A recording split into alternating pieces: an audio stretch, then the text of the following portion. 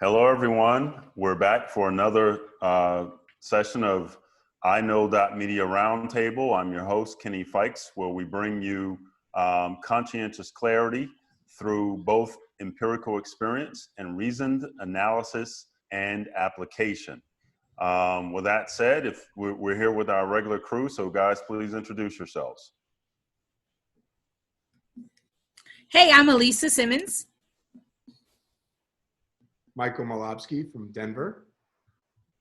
I'm Jayshree Ellis, and I was born in New York City, but I currently reside in Houston. All right, great. So today we want to talk about our Commander-in-Chief's recent 4th of July speech, railing, whatever we call it, in South Dakota at Mount Rushmore.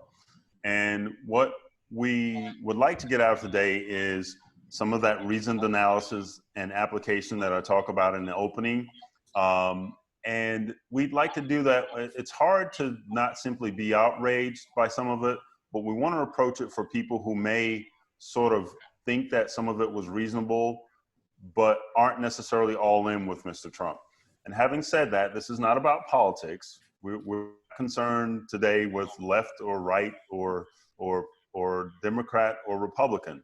We just want to kind of talk about, as concerned citizens and Americans and people who are doing what we're doing to keep this conversation going, because we've discussed before that we're a little bit at a precipice. We believe that some things are happening, some things are changing.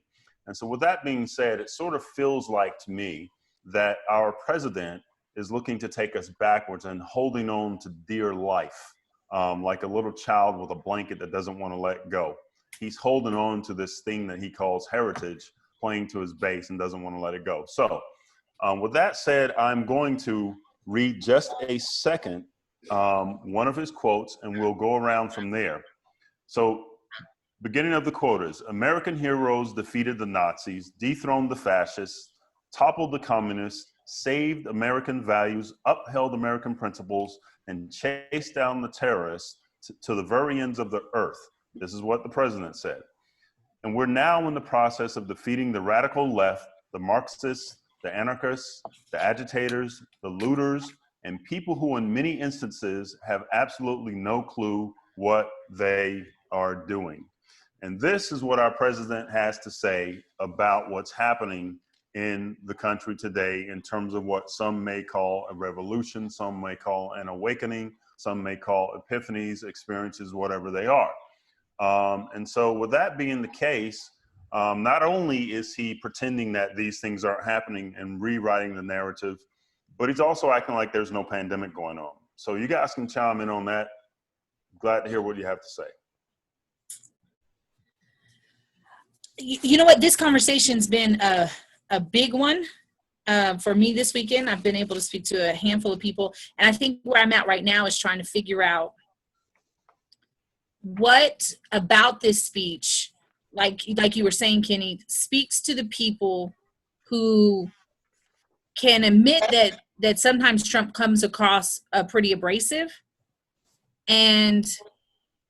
but this speech still made sense, and even though its historic content was kind of out of line with what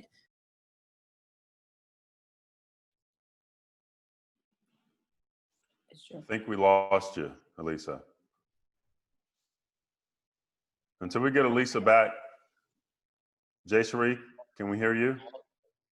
Can you hear me? Yes. Okay. Americans.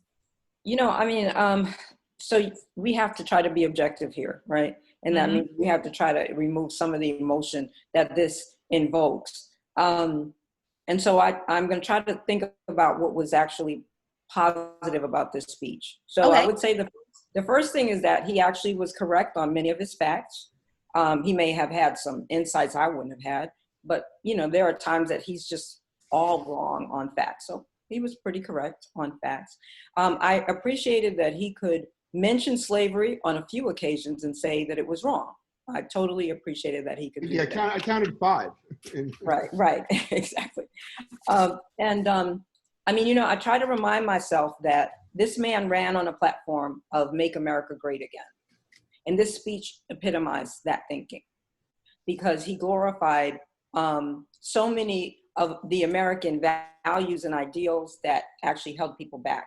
I found it rather ironic that he referred to so many rights and freedoms, but he is still not attaching that to what's going on in present day America, that these very rights and freedoms that he's saying the Revolutionary War was fought upon, and that's what makes the country so great. He hasn't connected those to the fact that those freedoms aren't afforded to everyone. Those rights are not afforded to everyone. And that's why the nation is up in arms. And so this is kind of where I feel a lot of teaching does need to go on.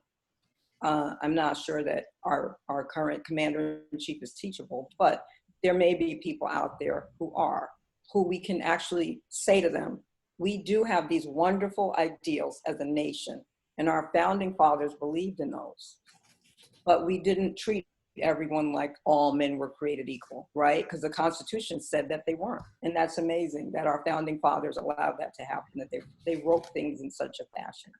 And so from the very beginning, we had the almost the right to oppress people based on whatever difference, as long as it wasn't religious at that time, right? And so I think that we have to always go back to that, to remember that America didn't, for Black people, it didn't stand for those ideals. Black people weren't entitled to that. And it's been hundreds of years of trying to get beyond that and help America to see that it was very hypocritical in its values and its ideals. And that's also one of the things that can make it kind of difficult to celebrate Independence Day, because Independence Day was not for us. And I think we can kind of use those examples to explain to our peers kind of why we're frustrated and why it's so hypocritical. Maybe we can all start to come together and talk about that. Right. So before we bounce back to Elisa, I want to comment on the 3/5 of the person. Elisa, are you back with sound? Yes. Okay, great. When we talk about 3/5 of a person, it's interesting. We can be less, or you can make other people more. In other words, think about what happens in some of the rural areas in the country today, where we have a tremendous percentage of prisons populated by African-American men. And in those communities, the men in those rural communities count for representation in Washington, D.C., but those men cannot vote. And so they don't count in the communities from which they come, but the people in the communities in which they're incarcerated get those people added to the representation in DC. So one can be counted as 3/5 of a person, or the people that they're around while they're incarcerated can be counted as, do the math, 1.2 of a person or 1.5 of a person. So it's some of those same things happening today. And I just wanted to kind of point that fact out, because not everyone knows that happens. Yeah. Elisa. You know what? I think in one part of the Trump speech here, he says a nation must care for its own citizens first. And I think that that's where we need to, at a certain point, he's supposed to create unity in our country. And I think his predecessors have all seen, okay, this is where we're at, and I need to bring us together. And I just don't know if his speech was able to do that, especially when he has that line, we must care for our own citizens first. When you don't feel like he's caring about his own citizens first, especially, you know, with his history or with his tweet record or with this. And so for me, the speech is hard to swallow, because even though there are historical facts in there that are colored in a different way than I may interpret them, it doesn't ring true at all, because it doesn't feel that way. It doesn't feel sincere. It doesn't feel like it's projected to everyone. Sure. It's sort of like, and again, I'm throwing some of these negativities that have happened over the years. It's like back in the 40s and 50s, if not earlier, many of the Southern white evangelical and or Baptist churches literally had hangings after church. But inside of service, they said, we're all God's children, and prayed. So yes, they can say the words, but it doesn't necessarily have to be true. Right. When it's laced in dog whistles and code. So yeah. Michael, what do you think? I'm going to build a little bit on what Jayshree said, because I'm going to connect this speech to a problem that at least pediatricians have been involved in the country for many years now. I'm sure it's not a mystery to you guys that we have been embroiled in a massive mental health crisis in this country, especially with adolescents, right? I mean, that's something that's crossed your radar, Jay Shree, I'm sure is what you're doing. And one of the things that we have found when it came to understanding why some of the mental health problems have been emerging, especially in adolescents, high schools, kids who's, don't have necessarily that full cognitive development on board, is that they have trouble having dialectic thinking. Dialectic thinking is being able to have two opposing ideas or realities that can both actually be true. And Trump's speech was indicative of the bigger pathology that we're all experiencing of not being able to understand the nuance, subtlety, and gray areas of the realities of the world. And I think, not to exclude the non-physicians in the group, but Jay Shree and I know that, doctors are used to thinking this way. It's part of, we're constantly having to do this. We're constantly having to take opposing, contradictory information that all may be true and having to process it and filter it. It's rarely, right, Jay Shree? When's it ever just black and white? I mean, it happens, but way more often, it's way more a mixture of stuff in the middle. So, right, Elisa, what you were saying, there were lots, and Jay Shree, there were lots of historical facts in there. Stuff that for sure, very few people could refute on a textual basis, right? And yet, there are other things that are also true. Yes, Thomas Jefferson had almost prophetic thoughts about how cognitively people should construct a republic. And yet he owned human beings, and yet he fathered, children. I don't know if it was against their will, but I mean, he had this whole, because he was a man of his time, and that's how people treated Black people. And those two things are both true. And there's nothing, we don't have to necessarily rip him off of Mount Rushmore. We just have to be able to talk about it and have to be able to, and the same can be said for Theodore Roosevelt. He told all the stories, but that was the overriding thing to me, is that, yes, but why can't we also acknowledge the conversation that there are other true things that have to come to the forefront, and they have not been acknowledged, and that has been the source, at least in my understanding. I don't want to speak necessarily too out of line, but it seems to me that part of what I've been, the words and the language and what I've been getting from Black people whose experience are coming out and are articulating it to me, is that it's just been not heard. It's been tread upon, and the other ideas.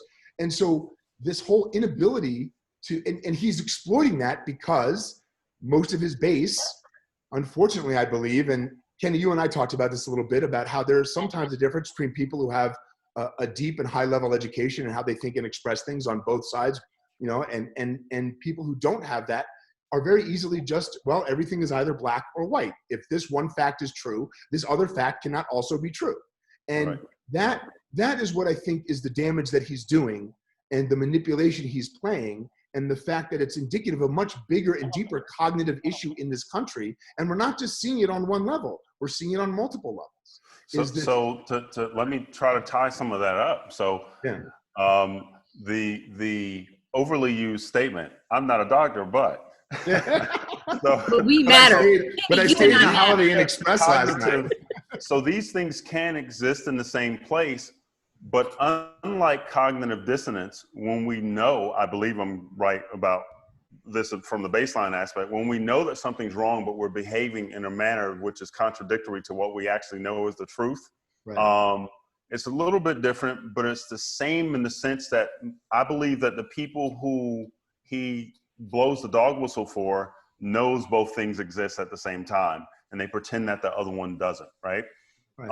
With that also, I think you're right about we don't have to blow up Mount Rushmore, but if you think about even a nuclear family, of people, a father, mother, and children, whatever it may be, as a man, as a father, as a former husband, those things, you may say, well, I learned from experiences, from things where I weren't right, from things where I didn't behave the way I wanted to, from being a 23-year-old to a 53-year-old. It doesn't mean you're going to blow up that past. It exists, but that past is also something to talk about that helps you heal from it and move into the future and grow and learn lessons from it. And so I believe that having those heads on Mount Rushmore has some value in that. It is not exactly the same as celebrating the people who fought for the Confederacy and the Civil War and generals and whatnot, and call them war heroes. Right.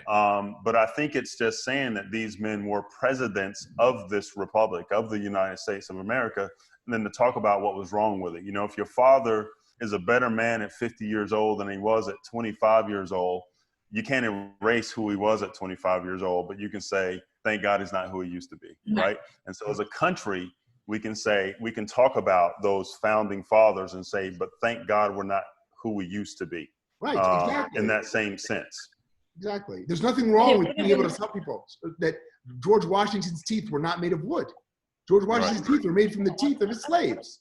But it doesn't negate the fact that he was a phenomenal leader and that he was the single force that overthrew the British and created the Republic. That doesn't negate any of that. It's just another aspect of the truth of who he was. Right. Well, you know, with Sheree, what do you think? He would have been better off to say, these were great men, and they were great men because they did this, they contributed that, we have this because of them. Hey, Andrew Jackson is great. He's responsible for our banking system.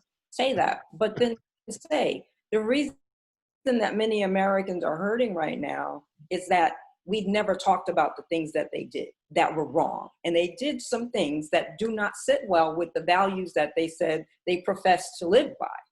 And that's all that needs to be said. He can say, we don't need to destroy the monuments. Right. But we do need to say that they own slaves. This was a good time to say that.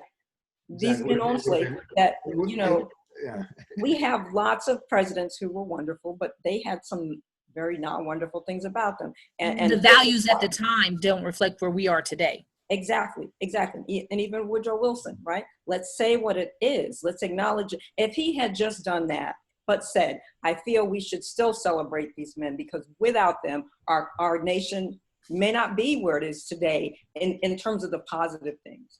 But instead, he chose to completely ignore any of that history. And maybe he doesn't even know that history, right? Because we know he still thinks that Frederick Douglass is alive. So he might not know that history. However, he needed to have acknowledged that, and then he could have moved on and celebrated them and celebrated the nation. But everyone who's in favor of kind of keeping these icons there and glorifying them refuses to even state the truth about the things that made these men men and the mistakes that they may have made against humanity. So, Elisa, I'm going to read, piggybacking on what Jay Cherie said about the history. As our president went into this rhetoric about heritage, he said, there's a merciless campaign to wipe out our history, defame our heroes, erase our values, and indoctrinate our children. What was that all about? I think you do. You have to, with that, because I saw that live, and the ideal of indoctrinating someone's children, I think we know that that tends to make it sound like you're indoctrinating in getting them to join a gang or getting them to join a church or getting them to become affiliated with some sort of group. And the ideal that you're saying that they're trying to do away with our history. Well, for me, it's like, well, welcome to the club. Like, where's the statues of women? Welcome to the club. History's going away. So I think when he says I have to wonder, why does he feel like those words need to be said? And does he know that for his base, as we were pointing out earlier, if you look statistically at his base, it tends to be an education or an exposure level that's lower than some people's. And so if you are saying this to this base, are you igniting a fire that you need to protect something? You need to take arms and protect your statues because this is your heritage. Well, at what point is this your heritage, Kenny? Is this your heritage, Jay Cherie? Is this your heritage, Michael? Whose heritage is he identifying when he does not include all of history? He didn't go and make this speech in front of the MLK statue. You know, so whose version of history, whose heritage is he trying to protect? Sure. What do you think, Michael? Once again, I think that he's trying to paint everything in a simplistic black and white, where everything has to be mutually exclusive. And he's doing that because in the end, I think that one thing we can say about him is that Donald Trump's number one priority is Donald Trump, and whatever serves his needs and the needs of his family. If it's convenient that the country's benefits or doesn't, that to me seems like one of his biggest flaws, is that the needs of the country. Let me just, whatever you thought of President Obama, I'm not a political person, but I never once, whether or not I liked any of his policies, I never once doubted that whatever decision he was making, if I didn't agree with it, was because he truly, truly felt in his core it was for the benefit of the country, for whatever on whatever topic.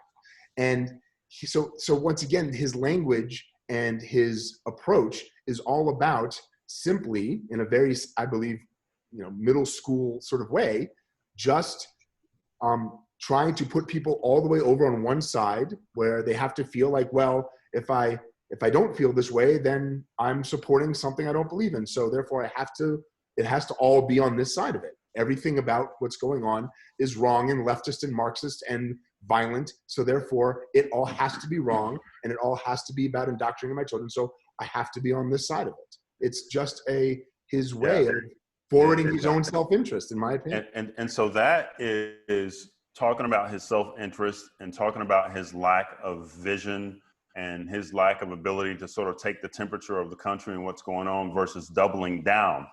Jay Cherie, what do you think about the language? I mean, words have power. So on one hand, Donald Trump is who he is and who he's shown us to be.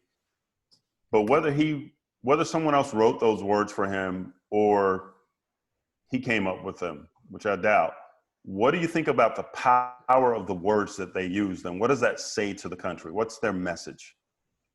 Well, first, I think that Lisa and Michael have been far too gracious to him in this assessment. I do think that he's an opportunist, like Michael pointed out. However, I think that this speaks to the heart of who he is. This was a classic white nationalist speech, and it was designed to inflame, and it was designed to divide. This was not by accident. It went on for too long, all of the rhetoric, and it keeps repeating, right? I don't know. I don't think he wrote it, because I don't think he writes that well or speaks that well on his own. However, and we also know that when he doesn't want to read a speech that's been written for him, he doesn't. He's been doing it for months. He gets up there and he ad-libs, and that's when he gets himself into trouble. But I think that he probably was very much a part of deciding what would go into this speech. And this speech was meant to unify a particular group against another group. This speech was meant to cause paranoia and fear among the people who listened to him. And it was chilling. It's chilling. I think that was the thing that I most felt as I was reading through it, and I just was like, I can't read anymore, because it kept, just the fact that the same concepts were reintroduced, different words, but the same concepts, and it's designed to cause fear. I think that his speech had the potential to have groups leave that setting and go out and become very violent with others. Oh, yes. Jay Shree, do you think that most African Americans would hear that in the same way? Because I know that when you say it, it's clear to me. But I think in so much of this, what I'm learning is that because of my background and my bring up, I didn't tune into it in the same way. And just like the whole Confederate flag and everything else, like my kids, they look at it, they don't tune into it. I'm just, that wavelength for so many of us is still invisible. And I'm just curious if, do you think that most, professional, educated African-Americans that are in this country who heard that speech had the same reaction? Let me say this. I'm going to say this as an intro for Jay Cherie's answer to you. And then after Jay Cherie, let's go to Lisa and see what she has to say about the next thing I read between. But there's something called code switching. People call it code switching. Right. So I'm going to tell you that I received from it what you received from it, Michael. But let me tell you what my first reaction was. Like, we learn to just chill for a minute, to stop and ponder things. I have to try to think about what you're thinking about, what Elisa's thinking about, what Jay Cherie's thinking about, what I'm thinking about. But to my core, and not necessarily against what the point of what we're trying to do here, it sounded like a Klan rally speech. That's exactly what it sounded like. Now, Jay Cherie, can you talk about code switching and then answer Michael's question to you? You know what? I think that the best way to really answer the question is to just use the words there, like our heritage, right? So we've just talked about this. That's not the Black heritage, though. So right there, he's failing to acknowledge that there's a separate heritage for Black people, and there is in this country, or he just doesn't care. And so to refer to our heritage means this speech wasn't meant for people of color. And it was meant to suggest that people of color want to destroy American heritage, which is not what we want to do, right? So I think that's why it was so visceral for me anyway. But I think too, we have to remember his history, right? We have to remember the man that we're dealing with. We have to remember that this was the man who back in the 70s in New York City, he was sued not once, but twice by the Department of Justice for discriminatory practices, housing practices against Black people. Like they did a sting operation and he was caught 2 times. He was also fined by the New Jersey Casino Commission because of discrimination against Black employees in his casino. So he has this history of significant racism, outward, planned, and intentional. And so that's the heart of who we're talking about. And he delivered this speech. Knowing that history, it's only consistent with the fact that this man, he wasn't talking to non-white people.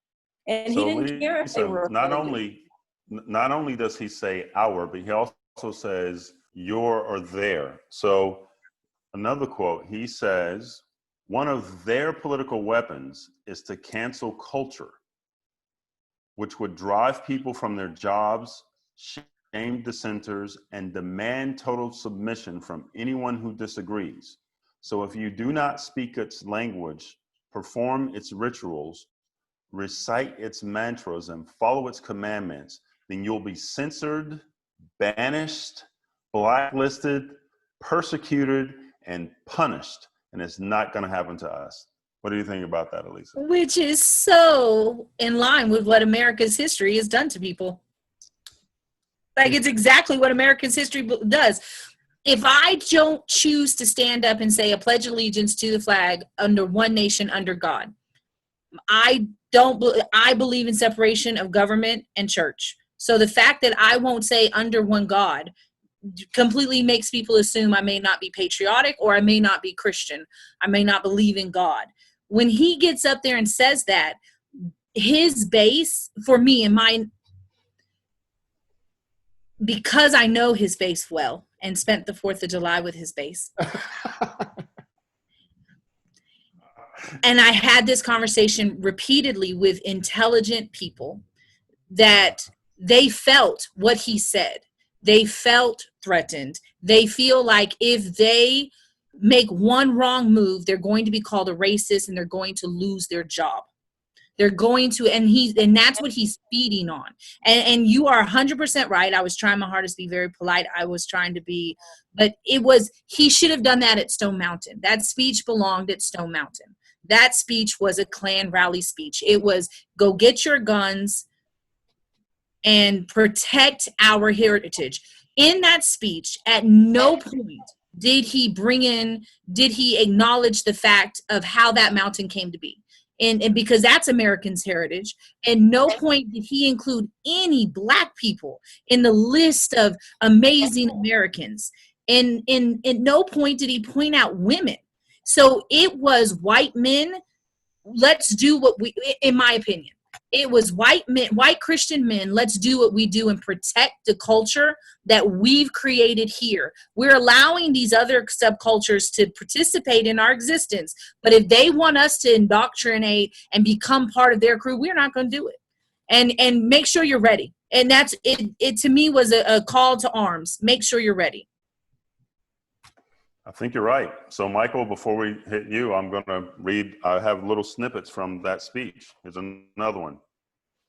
We will expose this dangerous movement, protect our nation's children, end this radical assault, and preserve our beloved American way of life.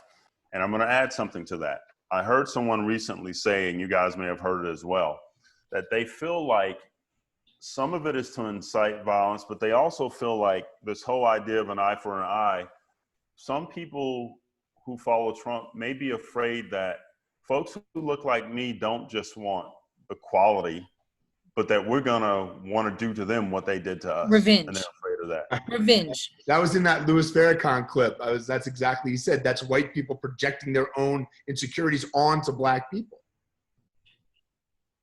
So go ahead, Michael.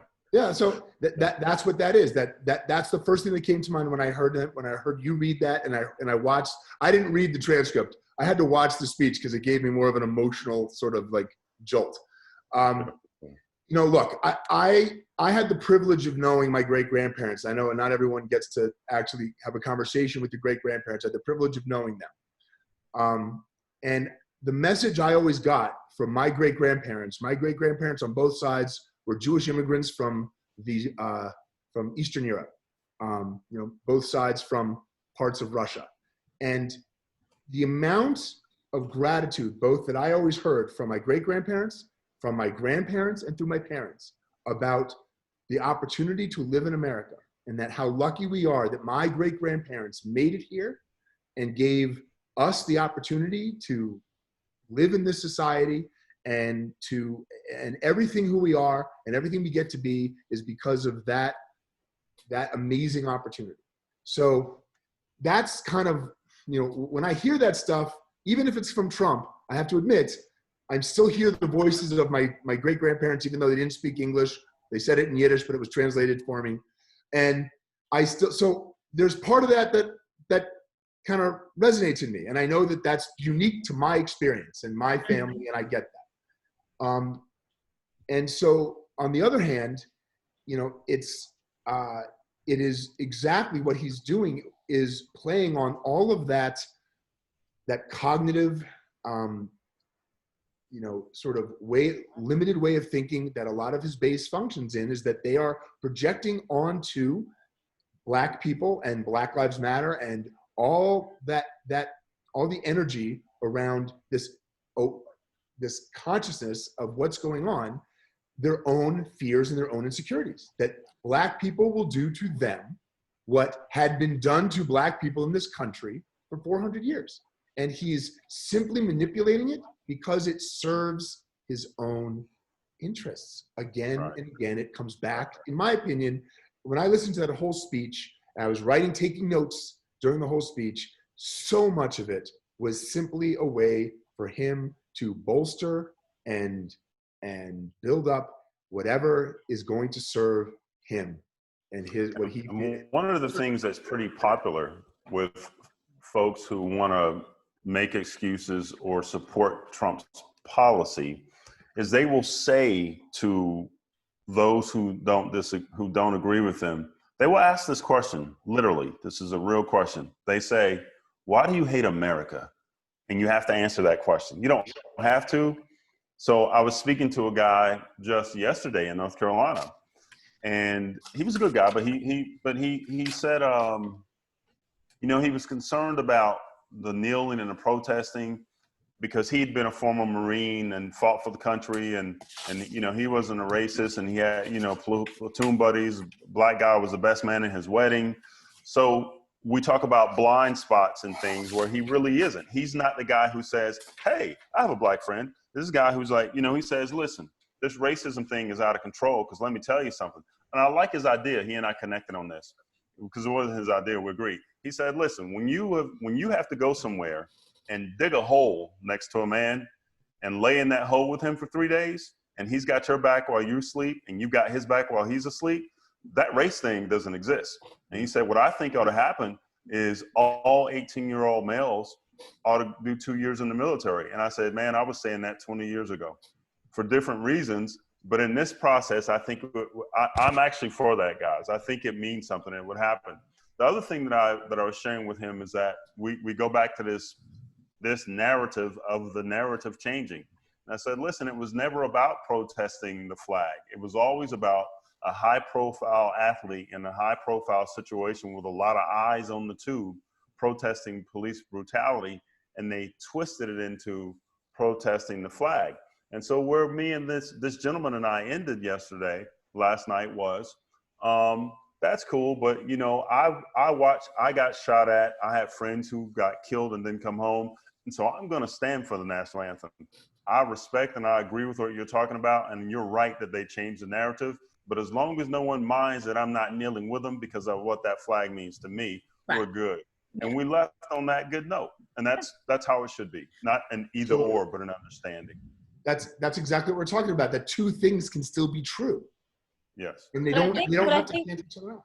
But I think that America needs to understand that Black people may very well have a love-hate relationship with it, and one that was well earned.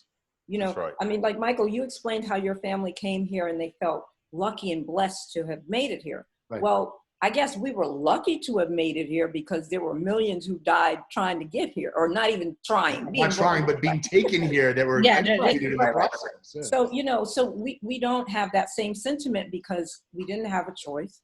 Right. And we were brutalized getting here. And then we were brutalized after we got here. And it wasn't just physical brutality. It was emotional. It was spiritual. And the remnants of that remain. And so, you know, if someone asks someone Black, well, why do you hate America? I mean, I don't think we should be angry, be upset about saying that sometimes we might hate America. And it's not going to be all the time. It's not that we don't realize that there are many privileges for being Americans. And even today, I'm going to say it's probably one of the greatest nations in the world, right? We do have some freedoms and some liberties that other countries just don't have. We have some opportunities that other countries just don't have. But at the same time, when we can have leaders like Trump and leaders like all of his minions in administration right now, who will not just come out and say there is systemic racism and we need to work on this. People who are willing to ignore all of this even now, this is when it's hard to really love America, right? Because you see that America doesn't always have you in mind. And America is very willing to profit from the work that your ancestors have done. And America is very willing to save money at your expense, to see you suffer, to see you have poor education, poor healthcare, poor quality of life, and then ask you why you can't get yourself together. What is that MLK Jr. said? To say to a man, a bootless man, to pull himself up by his bootstraps is a cruel thing, right? I'm paraphrasing, but you know, we didn't have boots for the longest time because America didn't allow us to. And we're supposed to believe that this is a great nation. And there are people who've come here from all over the world and done very well, but they came here by choice, many of them.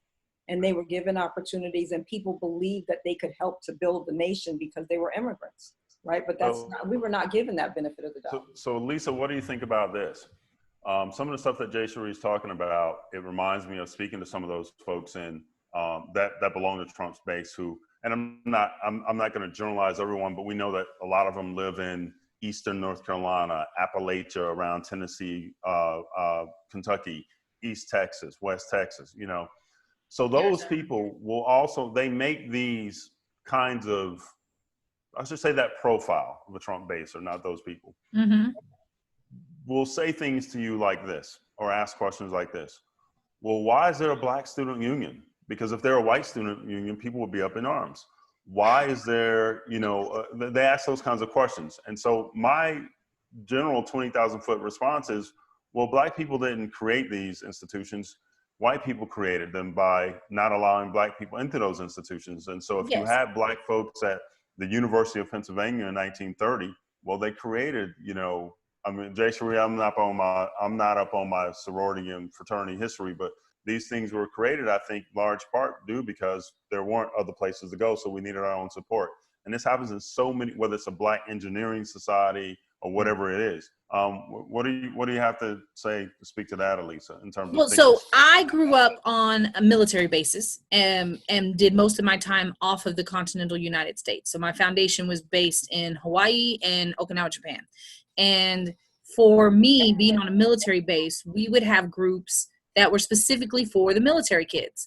And we didn't have to do all of our stuff with Okinawan kids because Okinawan kids spoke Japanese fluently, and we probably did not.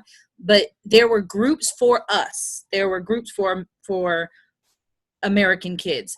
When I transitioned back to America, I remember Juneteenth came around the first time, and on a military base, Juneteenth was a military celebration. And I remember a family member of mine strongly encouraged me not to go to our local Juneteenth because it wasn't for me. And it was a hard thing for me to grasp, but then I also understood why we needed BET. I understood that BET was because every other channel was the white entertainment network. So BET was necessary. I understood why Jet was there because all the other stuff was necessary. I think, though, that sometimes when you make the rules and someone else follows your rules and those rules show you the hypocrisy or your exclusion, you're like, but wait a minute, you said that wasn't fair. So you said that having all white groups wasn't fair. So, we pretend we let you in. That Jack and Jill organization, Jay Cherie's children are all part of the Jack and Jill organization. That was a necessity because as Black Americans started climbing, they wanted social groups that their children could go be a part of, and they couldn't get into the country club. So I think that when people use that card, it's that, well, we can't have all white clubs. You do have all white clubs. Like, you have all white, people get upset because Rihanna has she focuses on shades and she wants to make sure things are, well, CoverGirl was albino for most of my teenage years. So you can't throw a temper tantrum about it. You just have to allow the progress to keep going and then say, okay, well, now we all get to compliment and be part of each other. So for me, I understand the need. So it's hard for me to. Well, here's something else that comes out of that for me. And I used to have this conversation with white people in Philadelphia in college. There was a lot going on then. Farrakhan was brought to the University of Pennsylvania's campus. The University of Pennsylvania has a high percentage of Jewish students. So these conversations were happening a lot. Yeah. And so one of the things that I used to talk about with friends and foes was that, listen, man, I'm not talking to you. And that's the answer.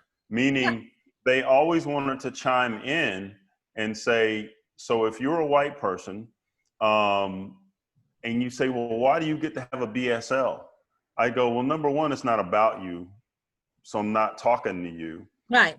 So that means that every time if you keep us out of your deal and then we create our deal, then you want us to explain it to you.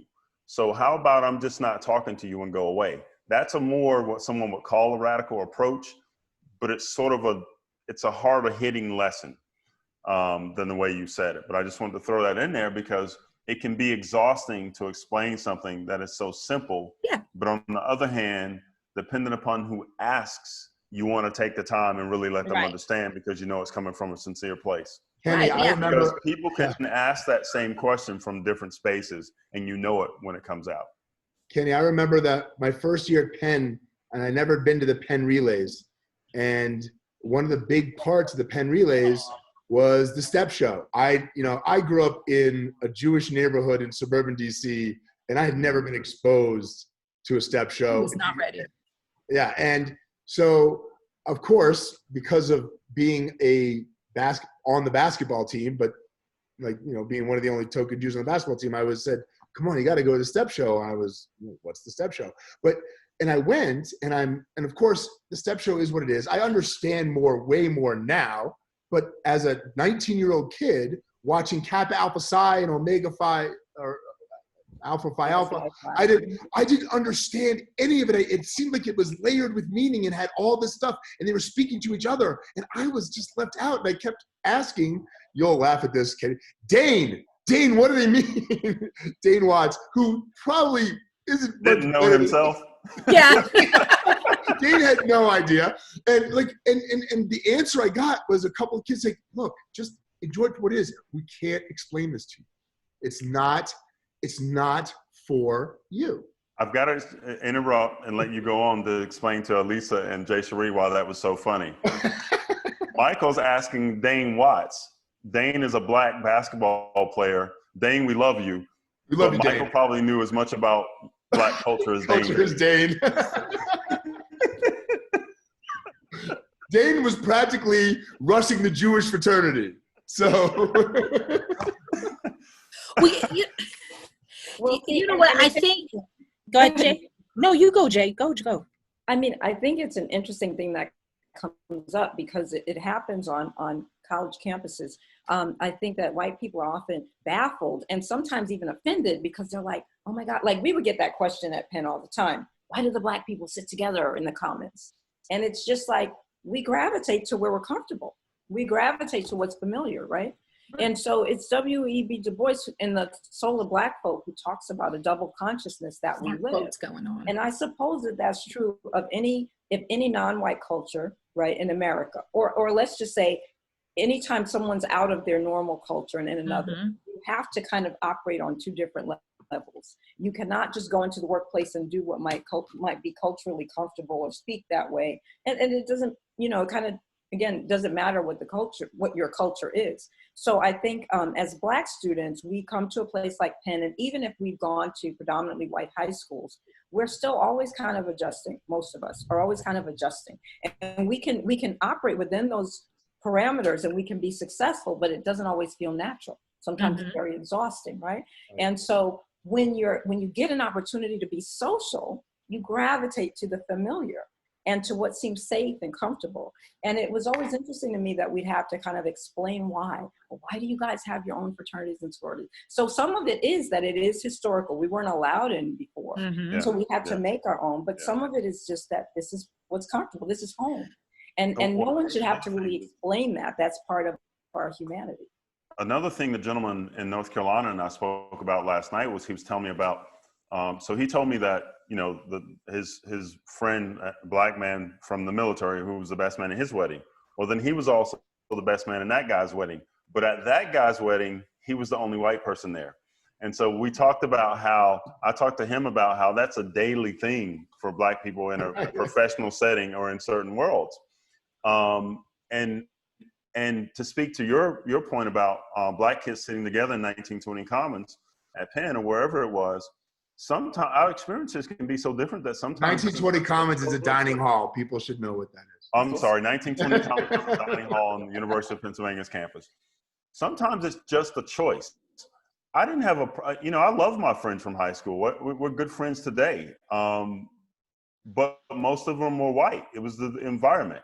And so when I got to Penn, I was comfortable everywhere and I was comfortable in my skin. I simply chose to hang out with black people because I didn't have that experience in high school at a high level. So I was like, hey, I get to hang out with a bunch of black people and I'm black. I'm doing it. It was just a choice. Yeah. Well, you know what? I think that it's one of those things that sometimes baffles people because you feel like we want to say the world is, we want to say we're all kumbaya. We all live and work but you have to acknowledge that your life experiences bring you together. And sometimes if you're on the same economic level, if you're the same religion, if you're the same skin color, if your hair texture is going to require the same care, if your parents are doing the same jobs, your life experiences are going to be more similar. Now, in our world, that tends to mean that you look more alike. I will say from personal experience, though, I've never had someone from another culture turn me down for participating. Now, that didn't mean I embodied and pretended as though the history behind it was mine. But I've never had anyone. I've been to a Jack and Jill conference and I walked into a room of a few thousand black people and I was the only me. And I think the only time it was registered or the children thought it was when a song came on and they all kind of turned around to see if I was going to say the N-word when the song came on. And so I think that even though there's exclusive groups and exclusive clubs for people who have commonality, it doesn't always mean that those clubs exclude you. It just means that they're not going to take the time to devote towards your history or your religion. If you want to be a part of that, you have to make a choice to be respectful of what that club identifies and what they're pushing, what they're celebrating. Right. Versus going in and asking Kenny, I want to circle back to one about point. you. Yeah. I want to circle back to one point. You said, I actually have to put kids to bed, so I got to roll in 2 minutes. But we talked about a couple things the last 2 times we met, and you touched on one thing, and I think it has real power, especially given all what we just talked about. The first is that relationships make such a difference in how anybody can think about anybody else, even someone from a totally different world and background, even someone who sees the world through a different colored face. When you have a meaningful longitudinal relationship with somebody, how you view any of this has to change. 1. 2, we talked about how sports and athletics have such an impact on those of us that are blessed enough to have the opportunity to participate at that level where we can develop these relationships. And believe me, for me, it was luck most of the time to be able to even be in the room. And then you said, Kenny, you talked about how one way to get to that is you make every young person in this country devote 2 years of service.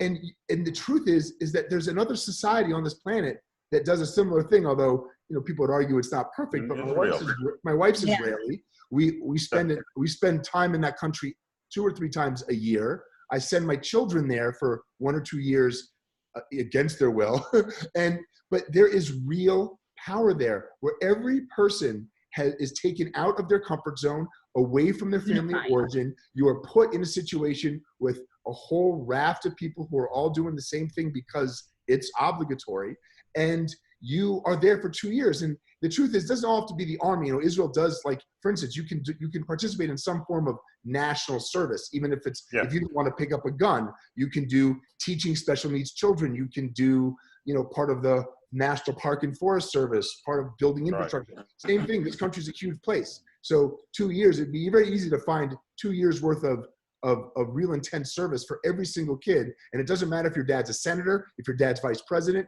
if your dad's president of the bank, or if your dad is homeless.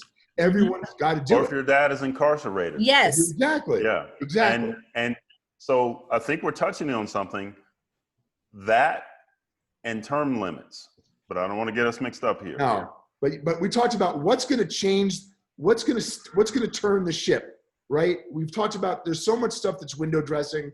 There's so much stuff that feels really symbolic, and we're not poo-pooing it because it's important. And these symbolic things are making changing the general national awareness and consciousness. But what can be done that's actually going to turn the aircraft carrier? Yeah. And Jayshree and Al, it's something like that. It's something where you have to change people's relationship and exposure from very early on across the board. That's right. You have to create relationships. You have to figure out a way to unify us. Correct. And as Americans, we have to find some way to unify. So I'm going to read one thing. I know you got to go, Michael. So I'm going to read one thing. This is not crashing and burning our party. It is to show the juxtaposition from the conversation we just had with our commander-in-chief. And then we can go around the horn and say goodbye. So based on the smart and thoughtful things that you all just said, I'm going to contrast this with your commander-in-chief. Angry mobs are trying to tear down statues of our founders, deface our most sacred memorials, and unleash a wave of violent crime in our cities. Many of these people have no idea what they're doing, but some know exactly what they're doing. They think the American people are weak and soft and submissive. Now that, against the backdrop of what we just talked about, how does that make any sense? 1 minute, 30 seconds, whatever. Let's go around. That's fear. That's fear mongering. That's what that was. It was. If y'all ever read the True Confessions of Nat Turner, if you read that, the book was written to scare white people to death of super sexualized, angry black men. That he just didn't say it. He kept saying leftist, democratic. He just didn't say it. But that's what it was doing. It was be scared because they're coming after you. And whoever they are, it's your boogeyman, but they are coming after you. And it's to his group. Michael? I think that it further cements who he's talking to and who he's talking for and about. And it's again, it's all Trump just looks into a mirror. He never looks out the window.